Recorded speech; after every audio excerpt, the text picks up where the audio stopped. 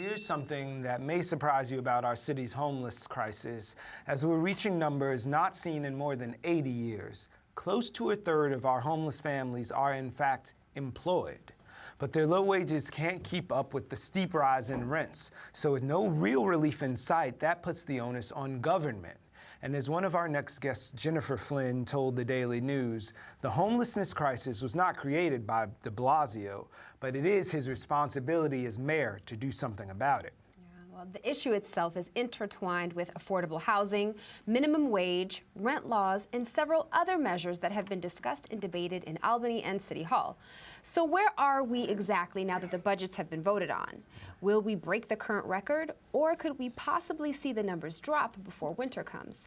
Joining us are Jennifer Flynn, Executive Director of Vocal NY, part of the Coalition to Combat Homelessness. Welcome. Thank you for being here. And Beth Hoffmeister, Staff Attorney for the Homeless Rights Project at the Legal Aid Society. Thank you for being here, Beth. Thanks so much for having us. Absolutely. Yeah. This whole thing seems crazy overwhelming. Numbers rivaling that of the Great Depression. How is this happening? Overwhelming and, really unnecessary. I mean, it's a result of 20 years of bad social policies that have completely dismantled our social safety net. The Bloomberg administration, unfortunately, particularly in its last term, refused to invest resources into building housing for the homeless, which is something that we know that has worked. It's obvious, obviously housing, it sounds obvious, but people need to hear it again. Housing is the solution to homelessness, and we need to make sure that there's affordable apartments for people. Rents skyrocketed in Brooklyn last year alone. Rents went up 10% on average, 10%. Even the most Shark Tank-like realtor or housing developer never anticipated such a dramatic increase in rents. And people who are struggling, who are earning minimum wage, who are working 2 jobs, they just can't keep up with skyrocketing rent. And that's why it's our government's responsibility, and unfortunately now it's Mayor de Blasio's responsibility to actually build housing for the homeless. So Beth, Tati just a second ago invoked the Great Depression, where we're saying our numbers are getting to that crisis level. But in a way, it seems like this is worse than during the Great Depression, because everybody knew it was bad then. Right. We've got people lighting their cigars with $100 bills now, but there's such homelessness. What are you guys at Legal Aid? How does that come into the fray? Yeah. Absolutely. I think that it surprises a lot of people when they hear that statistic, because it feels like the Great Depression was this moment where the whole country had to come together in a state of crisis, and they keep thinking, but look at Wall Street, look at how much money people are making. How is this possible that someone who's making hundreds of thousands of dollars could be sitting next to a homeless child on the subway, and that happens every single day. Yeah. So at the Legal Aid Society, we work very closely with a number of advocates like Vocal, like Coalition for the Homeless. We do the legal side of a lot of representation on behalf of homeless families and individuals and teenagers to make sure that they're getting access to the homeless shelters that exist currently, and also doing work with our coalition partners to make sure that both the city and the state are doing what they need to do in order to provide as much housing as possible to help people transition out of the shelter system. The shelter system was never intended to be a long-term solution. And unfortunately, as Jennifer said, under Bloomberg, in particular, when you get rid of ways to help families transition out of shelter back into the community, either through vouchers, permanent vouchers being the best option of those, because it allows people to stay in the community longer, things like Section 8 or NYCHA. But more importantly, something that we're all focused on now is really building that permanent housing so that they, particularly in the form of supportive housing for a lot of people, so that they can live in the community. I mean, that's going to be the best way to provide just stability in the truest and most basic sense of the word for families and individuals. So would it be an overreach to say we have shelters as public housing now? I think, that's unfortunately what we've defaulted to. And by the way, the figures that we hear, the shelter census, between 56 to 60,000 on any given night, depending on which month you're pinpointing. That's actually just one part of the entire picture of individuals who are homeless. It's actually just one system. There's a system for homeless people with AIDS that has another about 4,000 people living in emergency housing. There's a system of HPD emergency housing, domestic violence shelters. So when you add it up, the problem is actually even worse than we think. But there's some good news. The good news is that the mayor, the de Blasio administration, could actually reverse course fully and end mass homelessness in the next 8 years. And this isn't hyperbolic. I know it sounds, really crazy. How? And what's the pill? So it's, it's a combination of different things, and half of the de Blasio administration is on the right track. There's Deputy Mayor Barrios Paoli and the Commissioner for Human Resources, Gilbert Taylor, the Commissioner for Homeless Services, Gilbert Taylor, and the Commissioner for Human Resources, Steve Banks. They're doing a lot to get out ahead of this problem. They're increasing vouchers, making them more available, making them more flexible. The other side of the administration, there's kind of a little tale of two cities within the administration. The background of Deputy Mayor Lilian Barrios Paoli is, she was a nun. She really cares about social services. She's a lifelong public servant, and it shows in what she's striving to do. The background of Deputy Mayor Alicia Glenn, who's in charge of building, is, she comes from Goldman Sachs. Yeah. She comes from the business community, and her view, unfortunately, seems to be that we just can't commit to building housing for the homeless. We're saying that 10% of all new construction should be set aside for the homeless, and we've got developers who say it's not just that it should be because it's the moral thing to do, which of course it is, and it's not just that it should be because it actually is better for the city, it's better for business, it's better for everything if we don't have the horrible, statistic that we're now facing. It's actually possible. It's very possible, and developers can still make money. In this market, the one thing that you're guaranteed is that if you're building housing, no matter for who it is, you're going to get some money. Yeah. So we know that we can do it, 10% of all new construction, and that's what we're asking for the de Blasio administration. Okay, so then, let's paint a picture of this for people, because I think when you say homeless, they think of the person, unfortunately, who's in the street with all of their belongings sitting next to them in a garbage bag, unfortunately. Yeah. We're talking about people who go to work every day and then go to a shelter to spend the night. Describe for me, who is this person? Who is this homeless person?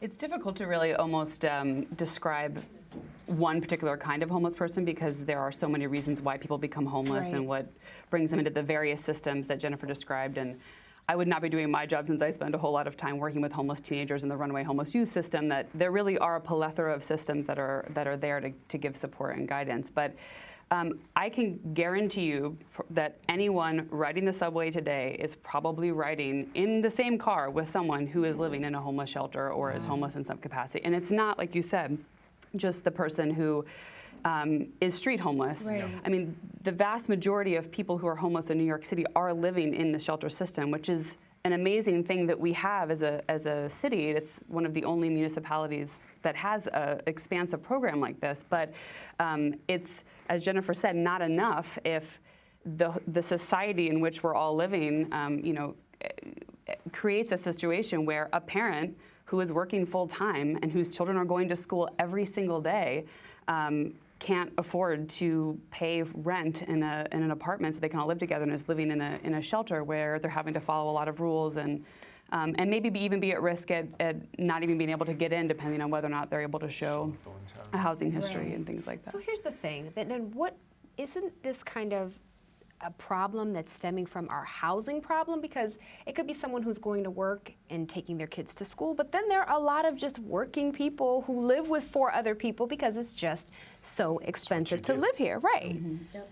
Absolutely. The cost of rent in New York is really out of control. Can I introduce something there? We know we pay about $3,000 for these beds in the shelter. That's like $3,000 a month that's paying for a bed in the shelter, when someone might need $500 to get them over that hump to keep their family of 5 in their place.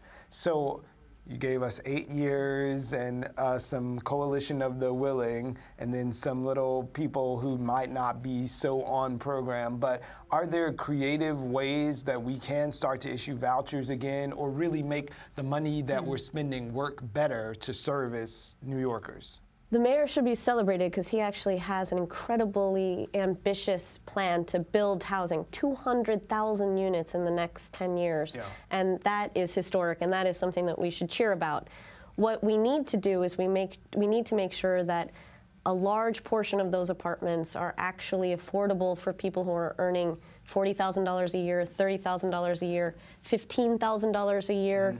Because that's really who we're talking about. It's the new mother who is working 2 jobs, making less than minimum wage. One of the great things that the mayor did was call out for the increase in minimum wage to $15 an hour. We know that actually having a livable minimum wage will make a difference, but it's still, we need new housing, because right now it's too crowded. We've got, we're going to be up to 9 million people pretty soon. We've got people moving in, willing to pay anything.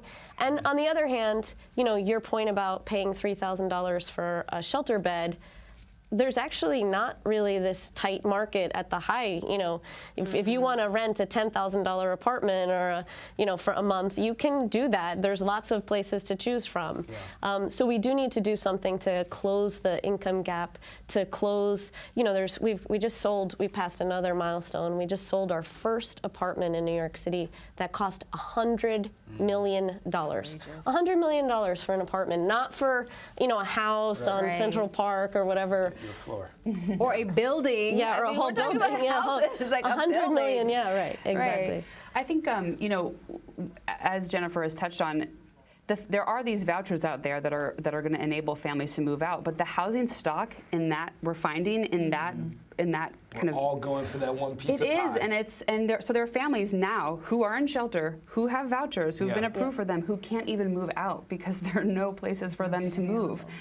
So it really is about looking at this. You can't just have a voucher and then expect it's going to work. You have to have places where people can go, which is why building the housing is so important. And when Mayor de Blasio was actually a city council member, he championed and passed a bill that outlawed source of income discrimination. So if you have a voucher, you're part of a program, a landlord can't say, or no, you can't move into my apartment. The money's the money. The money's the money. But unfortunately, source of income discrimination is absolutely rampant right now. So people who have a voucher and can get their rent paid, and no Section 8. No, yeah. By the way, it's like having a trust fund. It's the most guaranteed sort. I could lose my job tomorrow and not be able to pay my rent next month. But this is actually a guaranteed source of income from the government. But people are just being denied the apartments left and right, and we can't blame it all on the mayor. By the way, we should say that the governor needs to step up and do his part. We know we need 35,000 units of supportive housing to really address the homeless crisis, and that's the homeless crisis that you sort of see on the cover of the New York Post of individuals who are in need of mental health services. The mayor's on the right track to kind of revamp that whole system, but we need resources from the governor, and he has failed to produce those. So Beth, we know you have your finger on the pulse, like legally, with what's happening here, and like looking at the rest of the landscape around the country. Who's doing it right? Is there a place where we could look to and say, you know what, they sort of have the right mix of governmental, state, and municipal, or is New York leading the way as feebly as we may be? I mean, historically, there are so many amazing programs that have come out of New York, supportive housing, New York, the New York agreements, which is the supportive housing agreement that Jennifer was talking about, being one of them. We kind of know what works, and we know what would work in New York because there have been times in our history you can actually see it as if it's almost like a little mountain range of when the numbers are going up and down, and it's very directly tied to the housing resources that are available to families and singles at different times. So. Mayor de Blasio said this himself a month after he took office, that there are more people in shelter in New York City than there are in some cities in the United States. So there's no way to really compare it to somewhere else because it's just so big here that we know what's happening, and because New York City, the thing we love about New York City is it's not like anywhere else on earth, right? And that also makes this problem very specific in particular to what's happening here. But yeah, there are a lot of municipalities that are figuring out a way, with veteran homelessness, with family homelessness to provide some support for runaway homeless youth. But I don't think any city really has the exact same situation as we have here in New York.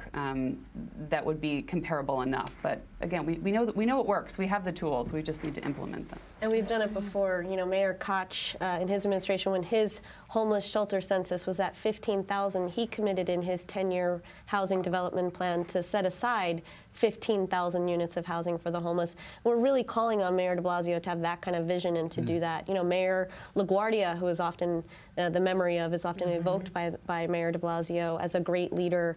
He was the first to commit to public housing so that he could ease overcrowding and address homelessness.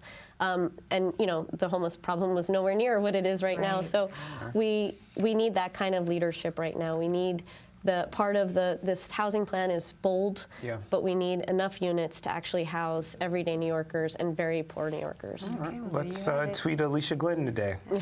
Get on board. To be continued. Thank you for both coming. for being here. Thank you for joining us.